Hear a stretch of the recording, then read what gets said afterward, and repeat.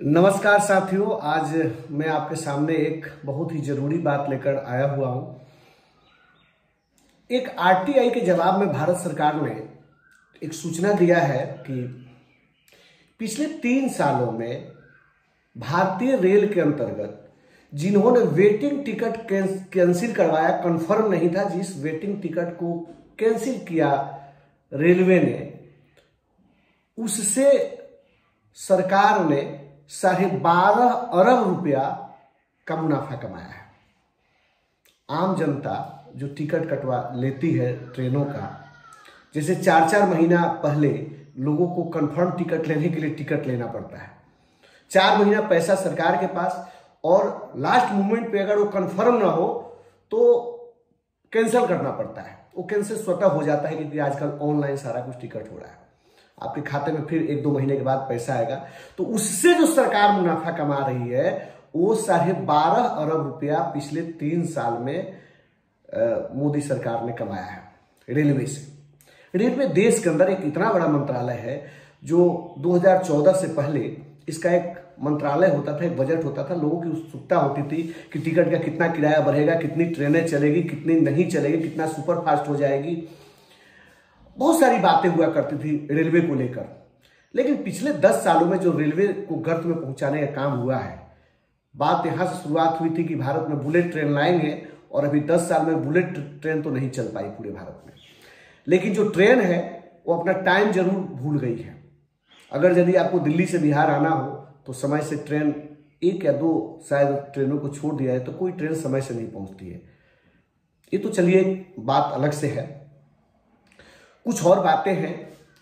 Platform ticket का दाम बढ़ा, यह आप जानते हैं, आप लेते होंगे तो आपको खुद महसूस होता होगा कि प्लेटफॉर्म टिकट जो पहले 2 रुपया, 5 रुपया, 10 रुपये का होता था, 50 रुपया उसका दाम हो गया धीरे धीरे करके। बुजुर्गों के लिए जो भारतीय रेल आजादी के बाद, जब से देश आजाद हुआ तब से भारतीय रेल के अंदर एक व्यवस्था थी कि जो बुजुर्ग 60 साल के हो गए हैं उनको आधा टिकट कंफर्म कराने पर, यदि वो कंफर्म सीट बर्थ लेते हैं तो उनको आधा टिकट का पैसा देना होगा और आधा उनको नहीं देना पड़ेगा।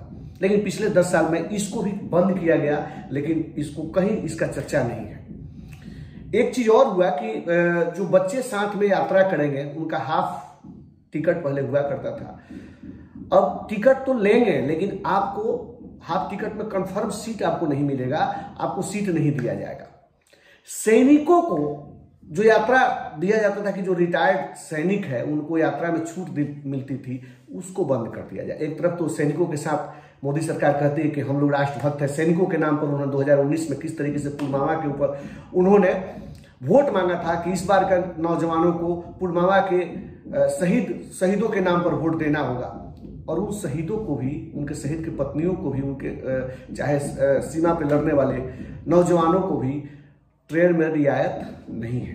ये सरकार की उपलब्धि है। तो मुझे लगता है कि ये देश में 2024 के लोकसभा चुनाव में इन सब बातों पे भी चर्चा होना चाहिए, और आम जनता के रूप में हम सभी लोगों को जनता से बात करनी चाहिए। जनता को बतलाने की जरूरत है, और जनता को ये समझने की जरूरत है कि छोटी छोटी चीजें, जब पहले आप टिकट कराते थे 500 का, 1000 का, 1500 का, 2000, 2500 का, अलग यात्रा के हिसाब से टिकट होता था, तो 50 रुपया कैंसलेशन चार्ज होता था। आज के रेट में अगर आप 1700, 1800, 2000 का टिकट ले रहे हैं तो 1000 रुपया से नीचे आपके खाते में आएगा, बाकी जो पैसा होगा वो आपका चार्ज में कट जाएगा। मोदी है तो मुमकिन है, ये मोदी जी की गारंटी है कि मोदी जी ने रेलवे को भी एक उगाही का जरिया बना दिया। और उगाही कौन कर रहा है? उगाही उनके जो छोटे डीलर जो बना रखे हैं किसी न किसी कंपनी के लोग, वो कंपनी वाले उगाही कर रहे हैं। रख रखाव के नाम पर चंदा देते हैं, काम लेते हैं, ठेका लेते हैं, और उन लोगों ने सारे का किराया बढ़ा दिया। अब तो कोई मंत्रालय है नहीं, अलग से कोई बजट पेश होता नहीं है, जनता को इतना जनता को जानने का इतना मौका मिलता नहीं है। रह गई बात यात्रा की, तो बहुत कम ही लोग होते हैं कि साल में 2 बार या 3 बार से ज्यादा सफर करते हैं। कुछ एक लोगों को छोड़ दिया जाए, कुछ एक लोग ऐसे शायद हैं जिनको महीने में 1-2 बार 3 बार सफर करना पड़ता है। बहुत सारे लोग छोटे दूरी का सफर तय करते हैं।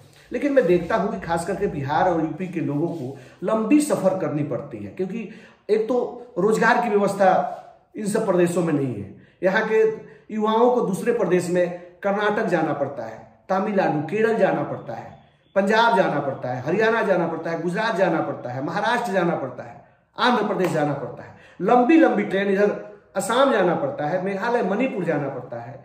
उतने दूर दूर से जो लोग आते हैं, एक तो टाइमिंग ठीक नहीं है, 12 घंटा 14 घंटा जिस ट्रेन का समय दिखाया जाता है, और जब वो यात्रा करके आदमी आता है तो 5 घंटा 7 घंटा 10 घंटा 15 घंटा ट्रेन 20-20 घंटा तक ट्रेनें लेट होती है।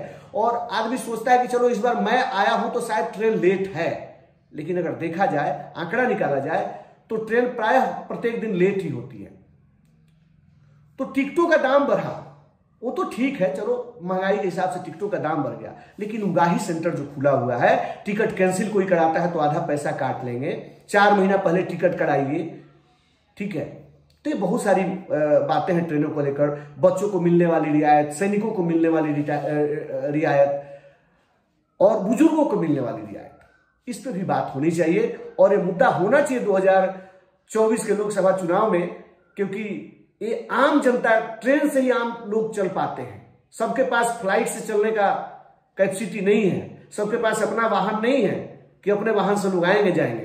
तो ट्रेन तो सर्वसाधारण आम लोगों की सवारी है जिससे लोग यात्रा करते हैं। तो इस पे सरकार ने उगाही का जो सेंटर खोल रखा है, आपको जानने का हक है कि टिकट कैंसिलेशन पे पिछले 3 सालों में किस तरीके से सरकार ने 12.5 अरब रुपए का मुनाफा कमाया सिर्फ टिकट कैंसिलेशन पर। अब जो कंफर्म टिकट नहीं है उसके ऊपर वेटिंग